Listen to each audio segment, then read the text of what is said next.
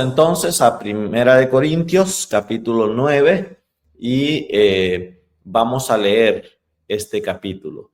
Dice así la palabra de Dios: los derechos de un apóstol, dice en mi versión, en el encabezado, Primera de Corintios 9. Y comienza diciendo el apóstol Pablo: no soy apóstol, no soy libre, ¿no he visto a Jesús, el Señor nuestro? ¿No sois vosotros mi obra en el Señor? Si para otros no soy apóstol, para vosotros ciertamente lo soy. Porque el sello de mi apostolado sois vosotros en el Señor. Contra los que me acusan, esta es mi defensa. ¿Acaso no tenemos derecho de comer y beber? ¿No tenemos derecho de traer con nosotros una hermana por mujer, como también los otros apóstoles y los hermanos del Señor y Cefas? ¿O solo yo y Bernabé no tenemos derecho de no trabajar? ¿Quién fue jamás soldado a sus propias expensas? ¿Quién planta viña y no come de su fruto? ¿O quién apacienta el rebaño y no toma de la leche del rebaño? Digo esto solo como hombre. ¿No dice esto también la ley? Porque en la ley, versículo 9, en la ley de Moisés está escrito: no pondrás bozal al buey que trilla. ¿Tiene Dios cuidado los bueyes o lo dice enteramente por nosotros? Pues por nosotros se escribió, porque con esperanza debe arar el que ara, y el que trilla con esperanza de recibir del fruto. Verso 11. Si nosotros sembramos entre vosotros lo espiritual, ¿es gran cosa si segaremos de vosotros lo material? Si otros participan de este derecho sobre vosotros, ¿cuánto más nosotros? Pero no hemos usado de ese derecho, sino que lo soportamos todo por no poner ningún obstáculo al evangelio de Cristo. Verso 13. ¿No sabéis que los que trabajan en las cosas sagradas comen del templo y que los que sirven al altar del altar participan? Así también ordenó el Señor a los que anuncian el evangelio que vivan del evangelio. Pero yo de nada de esto me he aprovechado, ni tampoco he escrito esto para que se haga así conmigo, porque prefiero morir antes que nadie desvanezca esta mi gloria. Pues si anuncio el evangelio, no tengo por qué gloriarme, porque me es impuesta necesidad, y ay de mí si no anunciare el evangelio. Por lo cual, si lo hago de buena voluntad, recompensa tendré. Pero si de mala voluntad, la comisión me ha sido encomendada. ¿Cuál pues es mi galardón? Que predico el evangelio, presente gratuitamente el evangelio de Cristo, para no abusar de mi derecho en el evangelio. Por lo cual, siendo libre de todos, me he hecho siervo de todos para ganar a mayor número. 20, versículo 20. Me he hecho a los judíos como judío para ganar a los judíos.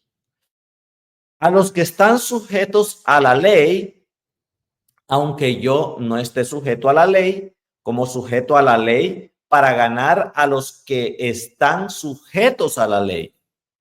A los que están sin ley, como si yo estuviera sin ley, no estando yo sin ley de Dios, sino bajo la ley de Cristo, para ganar a los que están sin ley. Me he hecho débil a los débiles para ganar a los débiles. A todos me he hecho de todo, para que de todos modos salve a algunos. Y esto hago por causa del evangelio, para hacerme copartícipe de él.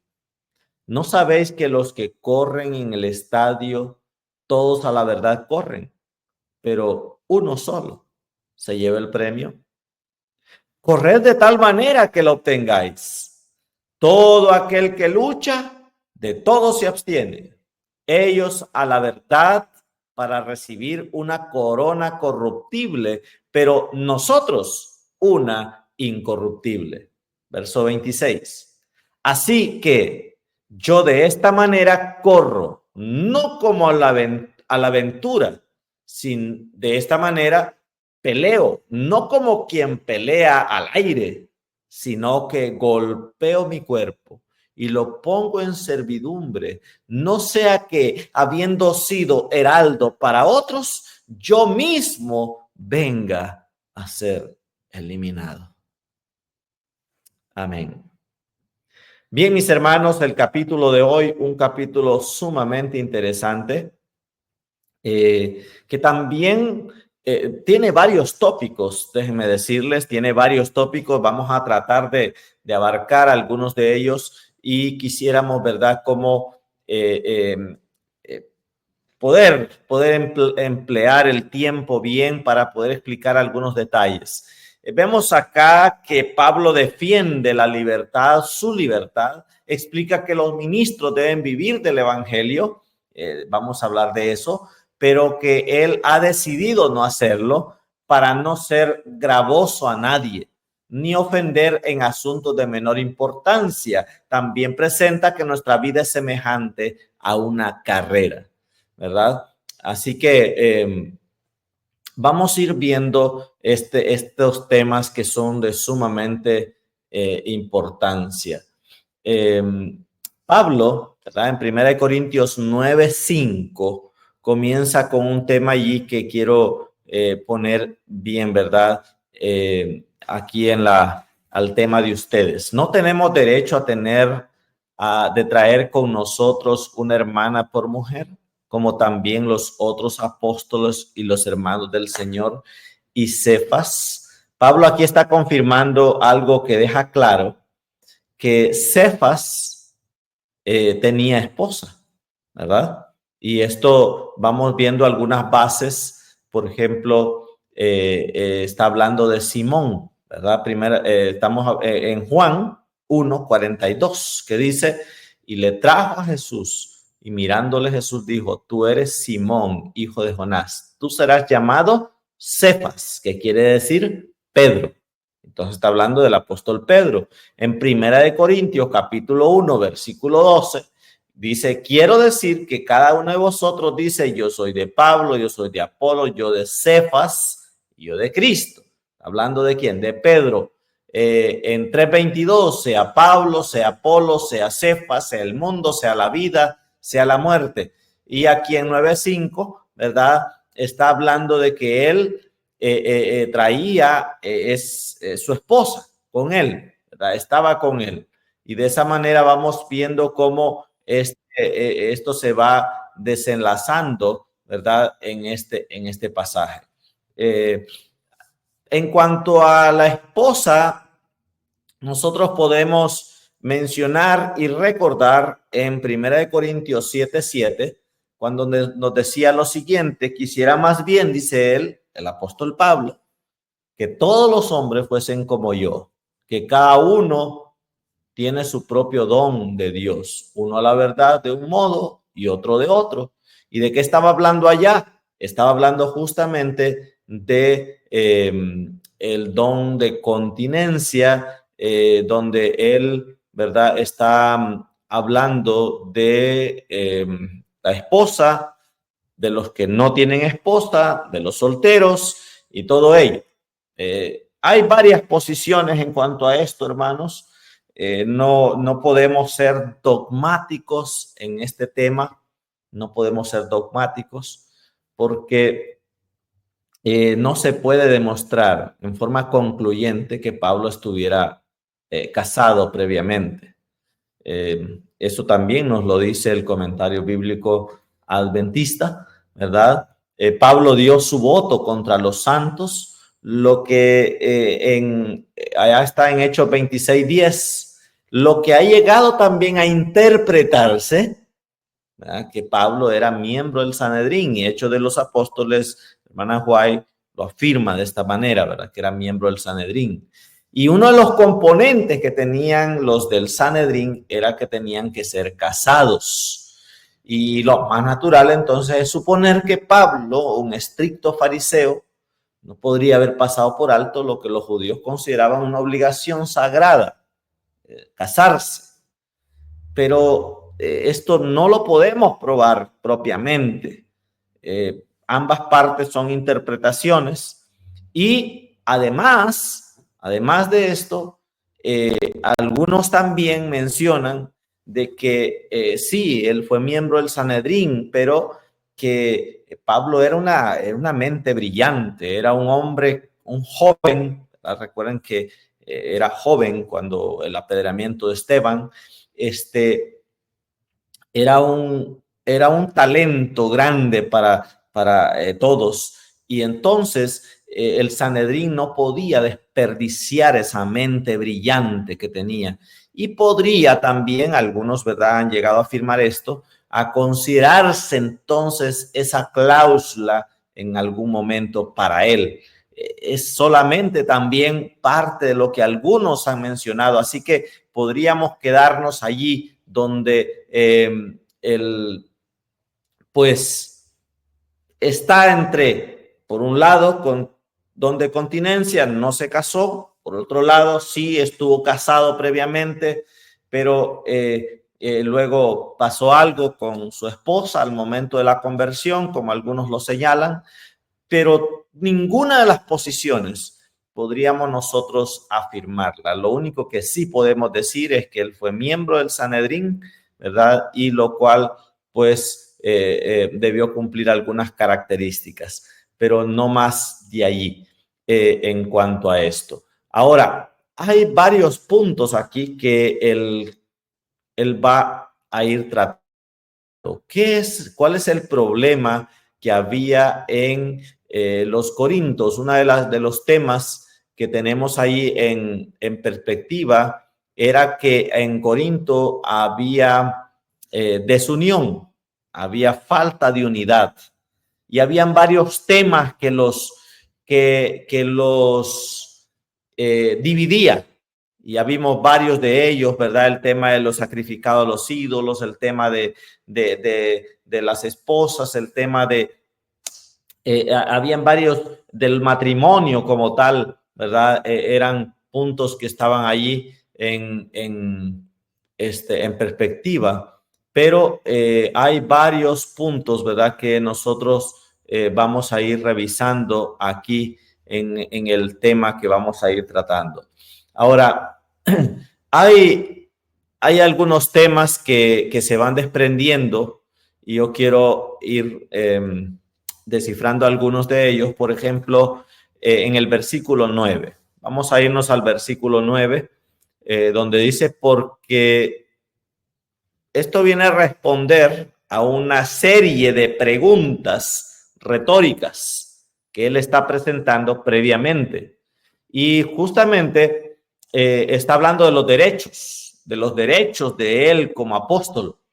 Y parte de los derechos, él está hablando, ¿verdad?, que él también tenía derecho de traer una esposa como los otros, pero también eso es lo que se está discutiendo previamente.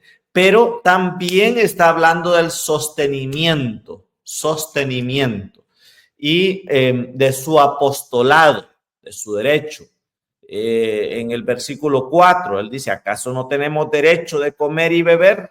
¿No tenemos derecho de traer con nosotros? Y ahí es cuando habla de una hermana que venga allí, ¿verdad?, con ellos. Y luego él hace algunas preguntas en el verso 7, por ejemplo: ¿quién fue jamás soldado de a sus propias expensas? ¿Quién planta una viña y no come de su fruto? ¿O quién apacienta el rebaño y no toma de la leche? Entonces, ahí va él explicando esto y dice que lo que está diciendo, lo está diciendo con una base bíblica, con una base bíblica. En el verso 8 hace una pregunta que toma en cuenta esta respuesta. Digo esto, dice, solo como hombre, no dice esto la ley. Entonces está ya haciendo una referencia a lo que la ley establecía en cuanto al sostenimiento de los ministros del Señor, de aquellos que se dedican a tiempo completo a la obra de Dios. Entonces habla de esto y presenta entonces un proverbio, un dicho muy conocido, muy popular, que aún en el momento que fue dado allá en Deuteronomios, ¿verdad? Cuando este mensaje fue dado en Deuteronomio 25:4, ya cuando Moisés lo presenta allí, ya era un proverbio conocido. Por lo tanto, entre los israelitas en el tiempo de Pablo, cuando Pablo lo dice, casi 1500 años después de que Moisés escribiera, básicamente era un dicho, un proverbio muy conocido, muy popular, y que dice, porque, verso 9, porque en la ley de Moisés está escrito, no pondrás bozal al buey que trilla. Y luego hace la pregunta, ¿tiene Dios cuidado de los bueyes o lo dice enteramente por nosotros? Y luego afirma, pues por nosotros se escribió, porque con esperanza debe arar el que ara y el que trilla con esperanza de recibir del fruto. Entonces, hay varios elementos acá que quiero tomar en cuenta de este pasaje. Y vamos a ir haciendo un análisis de esto. En primer lugar, nosotros vemos que Dios, ¿verdad? Cuando da esta ley en el Antiguo Testamento, refleja el cuidado que Él tiene y la compasión que Dios tiene hacia los animales que trabajan. Note esto, ese dicho tiene ese enfoque también. Y entonces impide que se prive al buey de comer mientras realiza una tarea que está beneficiando al dueño. Imagínense el pobre buey trabajando, trillando, allí, trabajando en el lugar, con hambre, pero no puede comer porque su dueño le ha puesto un bozal. Entonces, su boca no puede tomar del alimento. Qué castigo, ¿no? Qué castigo. Entonces, Dios, a través de esta expresión, también está manifestando su interés, su compasión que Él tiene hacia los animales. Y aquí en 1 Corintios 9:9, entonces Pablo cita esta ley para argumentar que también los ministros del Evangelio tienen derecho a ser sostenidos económicamente por la comunidad que sirven, aunque se refiere a los animales en el sentido literal. Al principio, detrás de la ley tiene una aplicación más amplia y es una aplicación para el trabajo ministerial. Usa una analogía. Pablo utiliza esta analogía para extraer un principio que es aplicable al contexto del ministerio cristiano. Y aquí entonces vemos que el propósito de esta analogía es mostrar que sí se debe cuidar a un animal trabajador, el buey, pero con mayor razón se debe proveer para aquellos que trabajan arduamente en el ministerio. Y eso es lo que nos va presentando aquí, ¿verdad?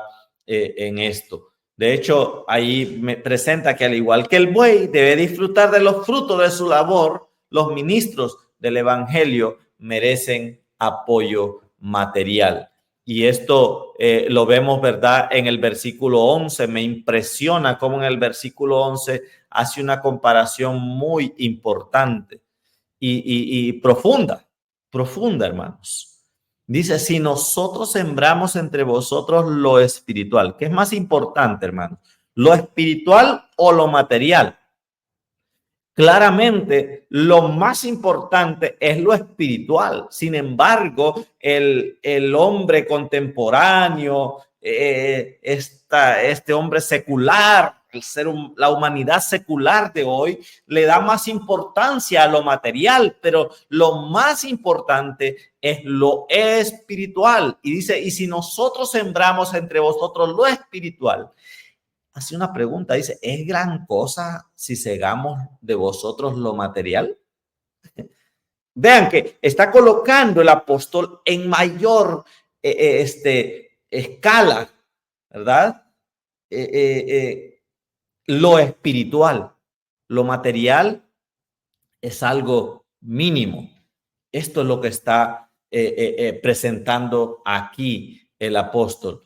Así que vamos viendo cómo el ministro, ¿verdad? Vemos los principios derivados que están aquí. Primero es la justicia. Los trabajadores, incluidos los ministros, merecen una compensación justa por su esfuerzo. El ministro trabaja a tiempo completo en lo espiritual. Y esto es algo que la Iglesia Adventista del Séptimo Día practica, desarrolla. Sus pastores están a tiempo completo para servicio de la iglesia, para servicio del pueblo de Dios. No, un pastor adventista firma un documento que se llama conflicto de interés, lo cual cada año lo renueva y entonces está comprometido, está comprometiéndose que no puede hacer ninguna otra ocupación que se llame trabajo para poder así generarse, ¿verdad? Un recurso que vaya a ir, que vaya en contra del tiempo que debe dedicar a la obra de Dios. Claramente, de repente algún pastor de repente recibió una herencia y tiene por ahí una casa y la alquila y cosas por así, pues adelante. Pero no es algo que le ocupa su tiempo. Es algo que sencillamente el pastor adventista debe dedicarse completamente al trabajo ministerial de la iglesia. El ministro entonces trabaja a tiempo completo en lo espiritual y lo mínimo entonces es que sea partícipe de lo material, como lo expresa aquí el apóstol Pablo en el versículo 11. Así que todos los demás, todos los cristianos, ¿verdad? Porque el pastor también es un cristiano, por supuesto. Entonces, todos los cristianos se presentan y colaboran, adoran, ¿verdad? Pero ¿cuál es su recompensa? Es el tiempo que ellos disponen para su trabajo material y así poder sostener su familia. Y Dios les multiplica eso. El pastor, el ministro, no tiene esa otra parte. No puede dedicarse a lo material, a lo cotidiano, de una manera, no puede abrir una tienda, no puede tener un supermercado, no puede dedicarse a un negocio empresarial, no puede hacer todo eso, porque ya hizo un voto de dedicar su vida al servicio de Dios. Entonces, la recompensa es mínima que él tiene para poder sostener a él y su familia, ¿verdad? Participar de esa parte material, que ahora vamos a hablar un poquito de qué manera Dios ha establecido ese plan para poder sostener a sus ministros, porque es Dios quien los sostiene. Muchos creen que y han llegado a decir, no, es que yo pago a los pastores. No, eso no es así. Dios ya se ha reservado su parte para él, entonces, darle el sostenimiento a sus ministros. Y ya vamos a hablar un poquito de eso allí en lo más adelante. Entonces, vemos cómo todas las personas, ¿verdad? En su forma natural en la iglesia, se presentan, colaboran, adoran, dan su parte en lo que es el servicio de adoración, sirven en algún ministerio. Sin embargo, tienen la oportunidad de negociar, de hacer, de trabajar, de ser albañil, de ser un arquitecto, de ser un ingeniero, de ser un doctor. Y entonces Eso es para sostener su familia y van y reciben del que se dedica a tiempo completo en el ministerio. Entonces, de esa manera se va complementando. Dios le multiplica a aquellos y Dios bendice a estos. De esa manera es tan valioso el entender estas cosas. Ahora, la generosidad es sumamente importante, ¿verdad? La comunidad cristiana, toda la iglesia debe mostrar entonces generosidad hacia quienes sirven de una manera completa en el ministerio y generosidad al momento de dar y ser para poder que la iglesia en su totalidad pueda funcionar. Todo esto, ¿verdad? Nosotros lo vamos viendo claramente. De hecho, vemos que en el pensamiento rabínico había algo que iba de menor a mayor. En el pensamiento rabínico el argumento judío razona de una situación menor a una mayor. Y si Dios se preocupa por los bueyes, es una criatura de menor valor, entonces presenta en el pensamiento rabínico que es lógico que se preocupe aún más por los seres humanos, que son de mayor valor. Y entonces aquí viene esa aplicación ministerial también. Si es justo que un buey coma mientras trabaja, es aún más justo que los ministros del evangelio entonces reciban sustento mientras sirven. Y esto es un tema, hermanos, que va y es verdad que lo debemos de comprender cada uno de nosotros claramente. Y ahí, ¿verdad? Los hermanos están respondiendo amén, ¿verdad? Gracias, hermanos. Amén, dice. Gracias por sus comentarios. Bueno, vamos a ir viendo algunos temas. Yo creo que en esta parte quedamos, ¿verdad? Bastante claro porque vemos cómo entonces en la iglesia actual, los líderes de la iglesia dedican su vida al servicio del evangelio y necesitan entonces, van siendo sostenidos, pero ahora vamos viendo de qué manera es que Dios tiene este método de sostener a sus ministros. Y si nosotros nos vamos al versículo 13, vamos viendo que dice, ¿no sabéis que los que trabajan en las cosas sagradas comen del templo y que los que sirven del altar participan? Note esto, ¿verdad? Así también dice, ordenó el Señor a los que anuncian el evangelio que vivan del evangelio. Y aquí entramos a un tema de dónde nosotros, ¿qué es lo que Dios preparó para esto? Dios preparó algo muy importante y especial para él, y es la 10ª parte de todos los ingresos que recibe una persona para su sostenimiento. Y estamos hablando entonces de todo aquello que se llame ganancia, de aquello que recibimos como salario, y entonces esto es lo que conocemos nosotros como diezmo. Note, voy a hacer una aclaración. No estoy hablando todavía, no se está hablando aquí propiamente de la ofrenda. La ofrenda tiene algunas otras connotaciones muy importantes. Y para hacer una adoración completa, debemos traer nuestros diezmos y nuestras ofrendas. Son dos cosas muy distintas, pero van complementadas, ¿verdad? Van juntas. No se puede decir solo voy a diezmar, pero no voy a ofrendar, o solo voy a ofrendar y no voy a diezmar, porque la adoración es completa. Entonces, pero estamos hablando del sostenimiento del ministerio, y para este sostenimiento es el diezmo propiamente.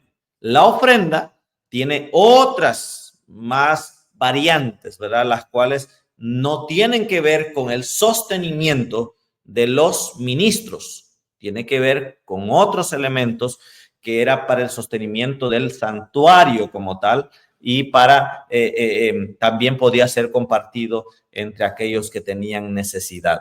Eso es algo que sí vamos a ir observando aquí, ¿verdad? Y la manera también como la iglesia lo administra. Tal vez hoy no nos dé tiempo de hablar de todo ello, ¿verdad? Con la ofrenda, pero sí vamos a tratar de tocar el tema del diezmo porque tiene que ver con lo que está aquí en contexto, que es sostener el ministerio del Señor.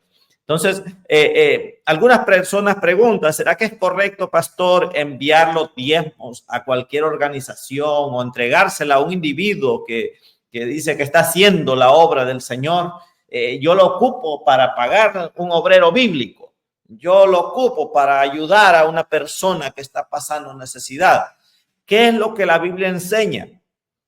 Mis hermanos, el dinero es una de las cosas que creemos que específicamente creemos que nos pertenece. Representa la fracción de la vida que acumulamos al invertir nuestra energía, nuestro tiempo. Es la preservación de la vida, es decir, el medio que intercambiamos por cualquier bien que deseamos disfrutar, ¿verdad? En consecuencia, por lo general, no queremos que otros nos digan cómo usarlo o qué hacer con él. El dinero es algo muy delicado, ¿verdad? Para los creyentes, la vida es un don de Dios, ya sea el aliento de vida, la forma o en forma de dinero. Por lo tanto, los bienes tienen que ser usados, esto es muy importante, para la gloria de Dios. Con eso en mente, entonces, vamos a ir viendo esta pregunta, ¿verdad? ¿Dónde debemos nosotros llevar nuestro diezmo? El dueño del diezmo, ¿quién es? ¿Quién es el dueño?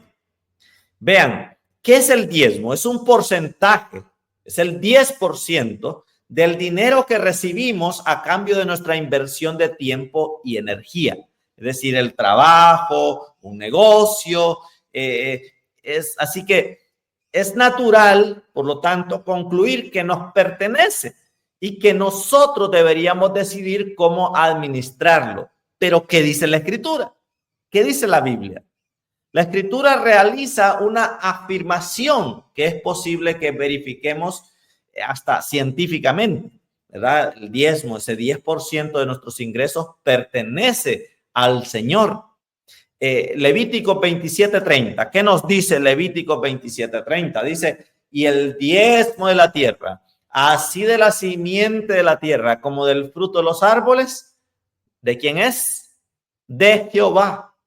De Jehová es, no es nuestro, no es de nadie, ningún ser humano es dueño de él. Dice, de Jehová es cosa dedicada a Jehová. Así que desde el punto de vista humano, todos los ingresos son producto de nuestra inversión de tiempo y energía, pero este texto rechaza esa conclusión, indicando que una porción de nuestros ingresos se diferencia de todo lo demás, del resto. Así que Dios describe al diezmo, lo describe como santo. ¿Qué es santo? Santo es aquello que es apartado para Jehová, para un uso sagrado. Y allí, ¿verdad? Está mencionando aquí en este pasaje que la posesión, Dios es dueño de esto. Y se va hablando de esto, hablando de la pertenencia, pertenece a, junto con la palabra santo. Así que santo como tal, ya la palabra santo, kadosh, es algo que es para Jehová, pero perteneciente a también, ¿verdad? Está hablando de propiedad, designa lo que Dios separó con un propósito divino y por lo tanto le pertenece. Es importante, queridos hermanos, querida iglesia, que estamos aquí reunidos, que nosotros podamos entender que nosotros no consagramos el diezmo al Señor. No lo consagramos al Señor. Ya el Señor lo ha declarado santo. Es de Él. De nosotros dependerá si lo entregamos como debe ser o nos quedamos con lo que es de Dios. Y en ese caso ya estamos, ¿qué? Robando. porque es santo, es algo dedicado a Jehová. No podemos tomar de lo santo. Entonces, Él colocó en nuestras manos algo que es santo y nosotros somos santificados cuando en obediencia a su voluntad, entonces lo entregamos, es decir, lo usamos como Él lo ha estipulado, lo entregamos en la casa de Dios. ¿Cómo es el uso apropiado entonces? Una vez que reconocemos que el diezmo pertenece al Señor, el siguiente paso es saber quién tiene autoridad para determinar su propósito y quién debe recibirlo. Note, primero reconozco que es santo, que pertenece a Jehová, y ahora la pregunta es, ¿a quién lo entrego? ¿Quién es que tiene esa autoridad? ¿A quién Dios ha facultado de autoridad para recibirlo? Y entonces ahora es que hay que preguntarle a Dios, ¿verdad? Si pertenece al Señor, Él tiene que definir su propósito, su destino. Así que esto era lo que sucedía en el Antiguo Testamento. Note cómo dice en Números capítulo 18, verso 21. Vamos a Números 18, 21. Dice así: he aquí, yo he dado. ¿Quién dio? Dios. ¿De quién es el diezmo? De Dios. Es santo. Es de Jehová. Le pertenece al Señor. Es lo que vimos en Levíticos ahorita. Y ahora en Números él dice, y aquí dice, yo he dado a los hijos de Leví. ¿Por qué a los hijos de Leví? Porque ellos se dedicaban a tiempo completo a la obra de Dios. El mismo principio. Dice, todos los diezmos de Israel por heredad, por su ministerio, por cuanto ellos sirven en el ministerio del tabernáculo de reunión. Note, esos puntos son importantes. Así que el diezmo es asignado por el Señor a un grupo específico de su pueblo, con el propósito de pagarle por el trabajo que realiza a favor de todo el pueblo, según la tarea que le ha sido asignada por Dios. Así que Dios establece ese sistema como dueño del diezmo, no solo establece su uso, su propósito, sino también el sistema por el cual los diezmos llegaban a los designados como receptores. Los israelitas tenían que, en sus hogares, separar los diezmos allá en sus casas y llevarlo a la casa del Señor para los levitas. Note, vamos a ver dos textos. Número 18, 24 que acabamos de ver, dice, porque a los levitas, dice, he dado por heredad los diezmos, porque a los levitas he dado por heredad los diezmos de los hijos de Israel, que ofrecerán a Jehová en ofrenda. ¿A quién lo ofrecían los hijos de Israel? A Jehová. Note eso. Pero Dios, Jehová, se lo da ¿a quién? A los levitas, se lo da por heredad. ¿Por qué? Porque ellos se dedican al ministerio en la casa de Dios. Por lo cual he dicho, entre los hijos de Israel, dice, no poseerán heredad. Así que esto va allí tomando en cuenta. Malaquías capítulo 3, versículo 10 dice, traed todos los diezmos al alfolí, allí a la casa de Dios. Ya se está entendiendo esto, ¿verdad? Y haya alimento en mi casa y probadme en esto, dice Jehová de los ejércitos, si no os abriré la ventana de los cielos y derramaré sobre vosotros bendición hasta que sobreabunde.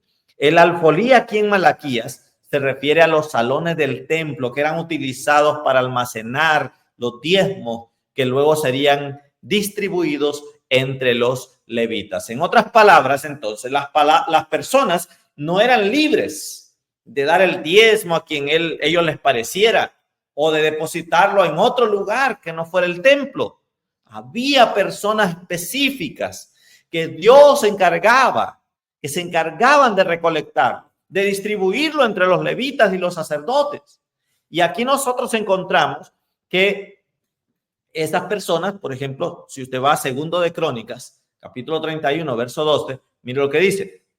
Vamos a leer varios textos ahí. Dice en el versículo 12, Segundo de Crónicas 31, 12. Y en ellas depositaron las primicias y los diezmos y las cosas consagradas fielmente. y dieron cargo de ello al levita Conanías, el principal, y Simei, su hermano, fue el segundo. Verso 13.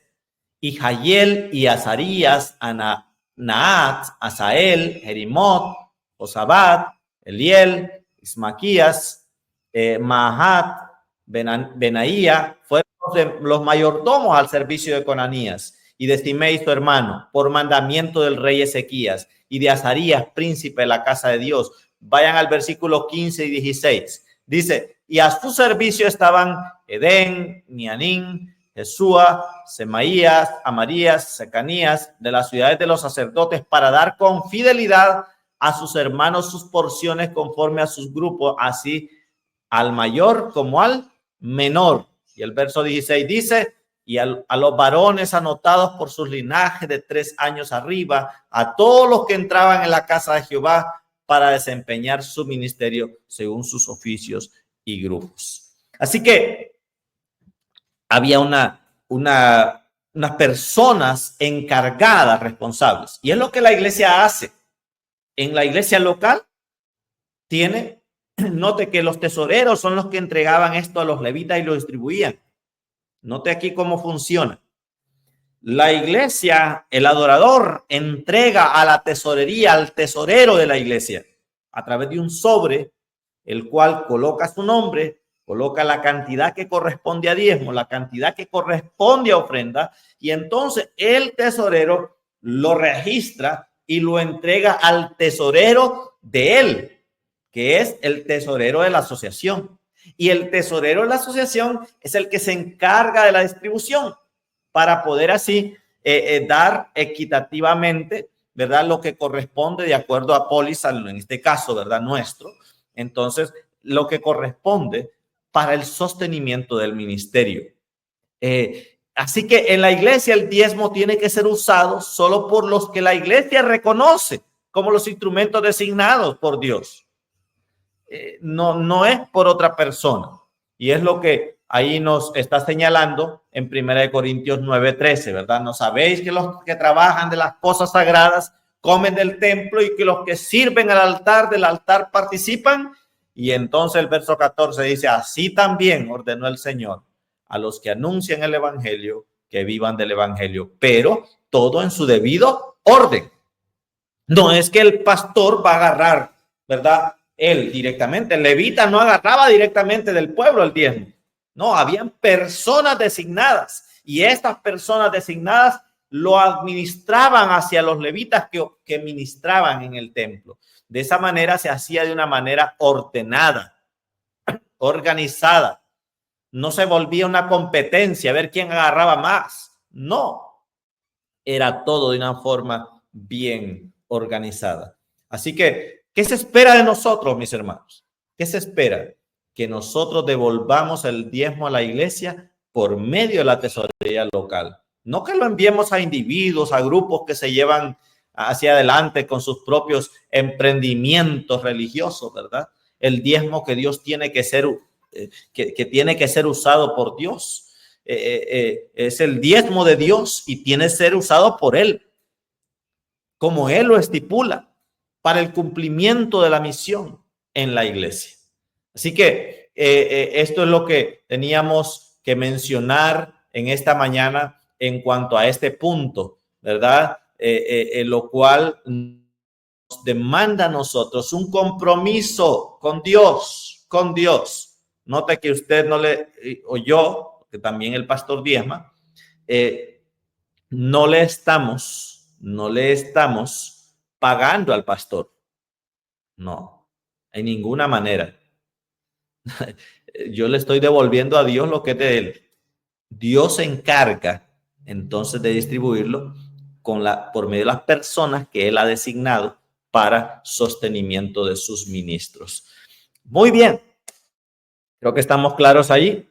Hay otro punto más. No sé si el tiempo ya son las 6:05 de la mañana.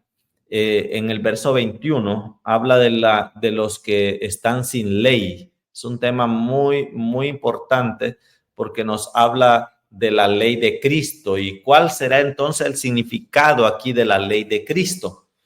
¿verdad? Dice el verso 21, a los que están sin ley, como si yo estuviera sin ley, no estando yo sin ley de Dios, sino bajo la ley de Cristo, para ganar a los que están sin ley. Así que esa frase, ¿verdad? Ley de Cristo, la ley de Cristo. Vemos que pues algunos, ¿verdad?, lo presentan como un problema. El papel de la ley en la vida cristiana sigue siendo motivo de debate. Esto se debe en parte a que el apóstol Pablo escribió de la ley tanto en términos positivos como también negativos. La ley terminó, pero al mismo tiempo dice que está vigente por medio de la fe. Entonces, hay que tener en cuenta cómo es que usa Pablo estos términos, ¿verdad? Esa dicotomía que encontramos hoy en el mundo protestante entre la ley, el evangelio, como que si fueran dos cosas diferentes, ¿verdad? Se entiende que la ley de Cristo a menudo designa lo que ocupó el lugar de la ley del Antiguo Testamento ahora en la iglesia cristiana. Para algunos, esa ley representa las enseñanzas éticas de Cristo, la ley de amor que presuntamente ha tomado el lugar de la ley judía. Pero estas posibilidades son simplemente suposiciones de los que están estudiando estas cosas, ¿verdad?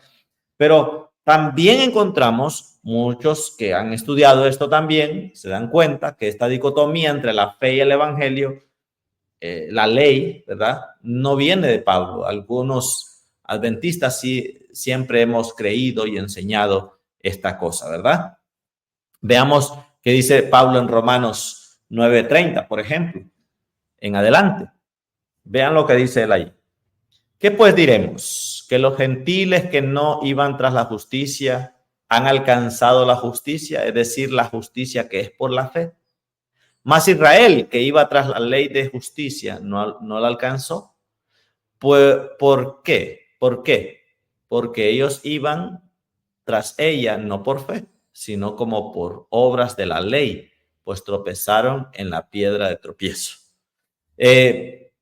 Gálatas, vemos en Gálatas 6:2, dice allá, sobrellevar los unos las cargas de los otros y cumplir así la ley de Cristo.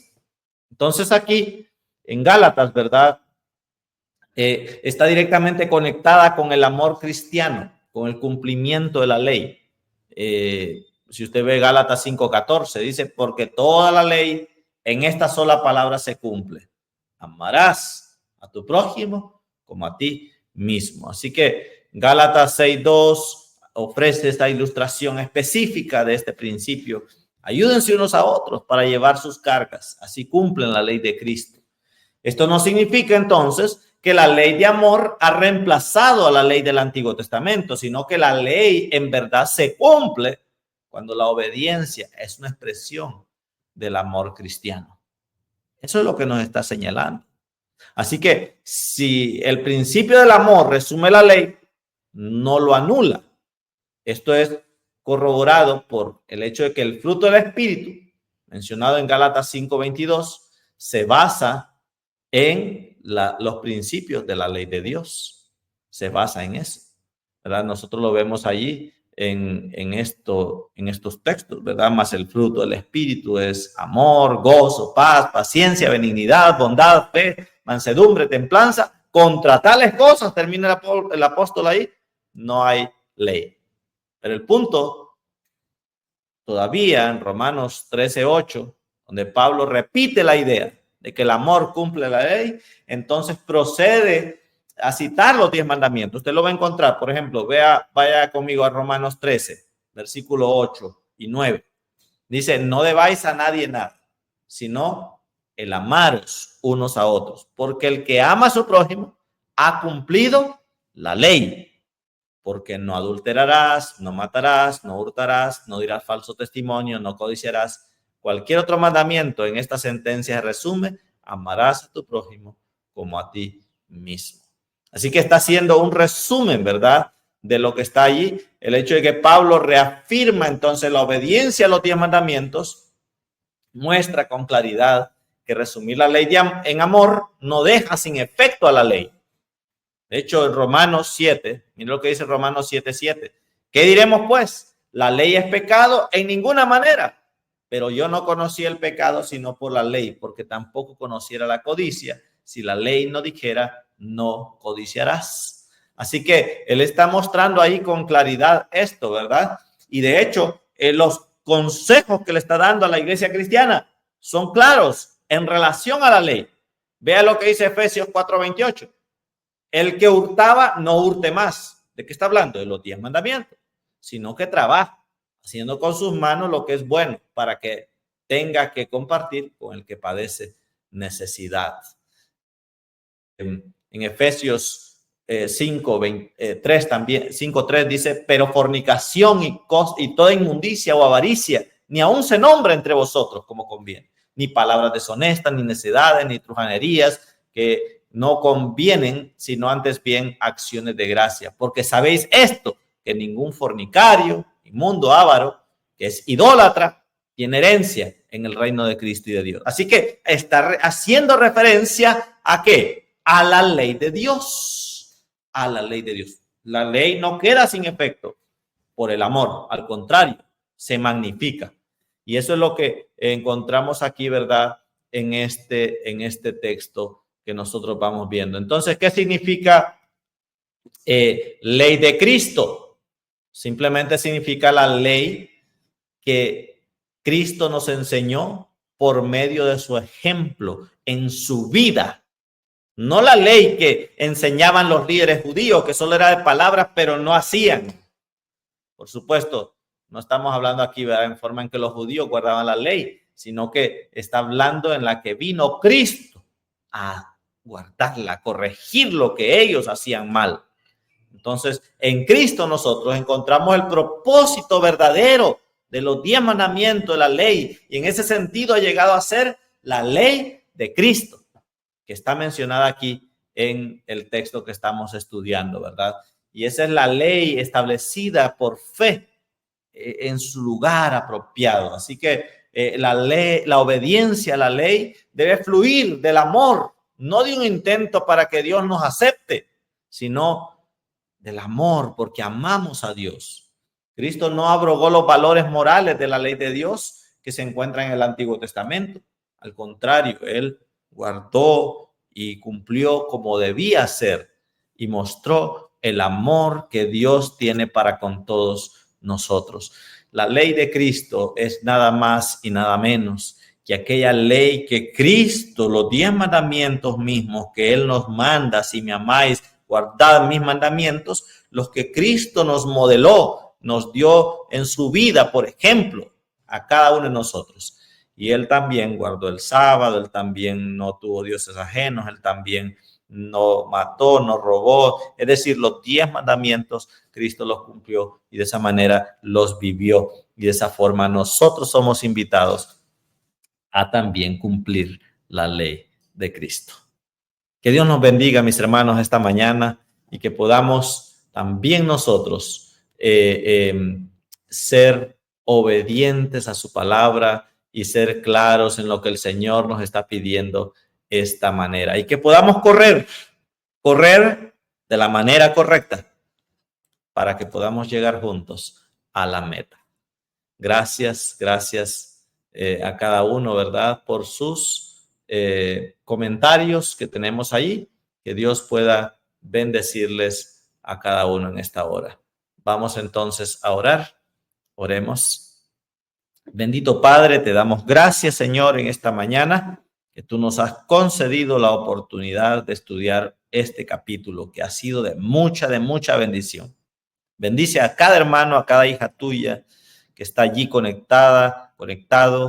Bendíceles, oh Dios, donde quiera se encuentren, y permíteles, oh Padre, seguir caminando en tu camino, poder cumplir tu voluntad y poder, Señor, estar unidos en amor los unos a los otros. Señor, quédate con nosotros en lo que restan, los comentarios que vamos a tener ahora. Que tu bendición sea con todos. En el nombre de Jesús. Amén.